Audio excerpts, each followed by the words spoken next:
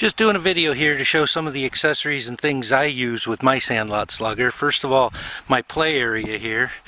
I've got a yard, pretty good sized yard, and then I can actually reach the lake with some splash hits to right field and left field. So that's kind of cool. But I've come up with some accessories and things that I use with the Sandlot Slugger that I want to show you. The first one is this net back here. I use a golf driving net, and then I added some red yarn to make a square box to show where the strike zone is, and that's something I find helpful when I'm setting up the machine to aim where I want it to throw. And then I put a garbage can down below that, so balls I swing and miss, there's not many, yeah, right, they'll go into the bucket and make it easier for me to collect them. That's the first thing that I wanted to show you.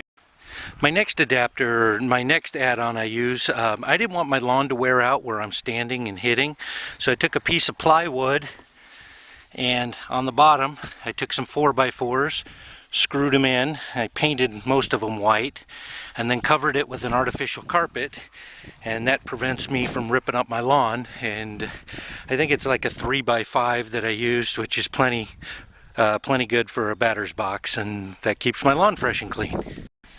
The bat I use for my wiffle ball is an Easton. It's the Pro Sticks 1000 professional model. It's got the shape of a pro bat and good weight to it, and it's easy to swing, so that's the one I use for my play. I tend to be lazy when it comes to picking up the ball, so I invented this bucket with some PVC attached to it. I cut a hole in the bottom. On the bottom I just strung some bungees across. On the inside I put tape over all the screws, and what this allows me to do is just simply push down on the balls and it picks them all up. So I can just walk around and push down and pick up the balls off the grass, and that's it. So that I find, you know, after I hit a lot of balls, I don't have to worry about bending over and picking them all up. My last innovation, I found this mesh garbage can at the dollar store. I found them in black. I got two of them.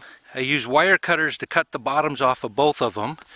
I attached them together, and then I used one of the bottoms to create like a 45-degree angle there, so the balls are coming in above the feeder, so the weight of the balls in this loader doesn't burn out the feeder. And basically what this allows me to fill this with over 200 balls at once. I think that's over 200 balls, and there's no pressure on the feeder, and as the bucket empties it refills from above. It allows you to keep a lot of balls in there and you don't have to refill it as often. That was my other innovation. Again, just took some zip ties, wire cutters, and two garbage cans from the dollar store, and I just zip tied them around the outside. I pulled the rope handle off that comes with the Sandlot Slugger, and that's it. That's my innovations. I hope this helps you in your play, and give me your feedback. Okay, so I just finished hitting a couple hundred balls, and I wanted to show you something else I like to do that's kind of cool, is I leave all the balls out there, and it gives me a spray chart of my hitting.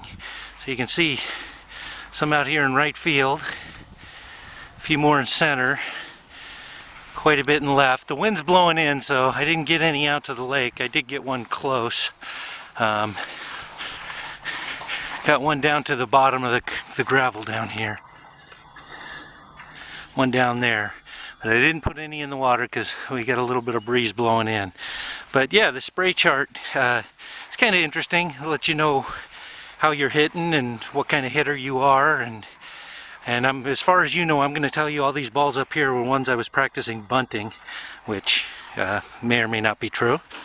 And based on my spray chart, I think the opposing team should get rid of their second baseman and maybe their right fielder and put them both at behind the plate catching, because I think most of the balls I have are back there or in the street behind me. So anyway, that was just something else I wanted to show you. It's kind of cool that I like to do. Now I get to go pick them all up. One final note in my defense as far as all my swings and misses. I'm using a bunch of old balls that I've had for years and years. As these balls get worn out a little bit and dented, it simulates a junk throwing pitcher. I mean, you'll get a changeup, you'll get a curve, you'll get a slider, you'll get all kinds of different pitches just based on the balls. I do have some new ones. I haven't used those yet because I wanted to hit the junk baller today. You put the new ones in there and then it's like a fastball thrower, and if you mix them you get quite a variety. So that's another thing I just wanted to point out. So in my defense, I missed a lot because a lot of them were change-ups and curves that I wasn't expecting. So here's another view of my ball picker upper, my ball pickup bucket in action. Sometimes they get a little deeper in the grass and it's a little harder. You got to push a little more. But basically just put it over the top, push down, picks it up, walk around and get all the balls. A lot easier than bending over and picking everything up all the time. And then from here I just dump them right back into the machine.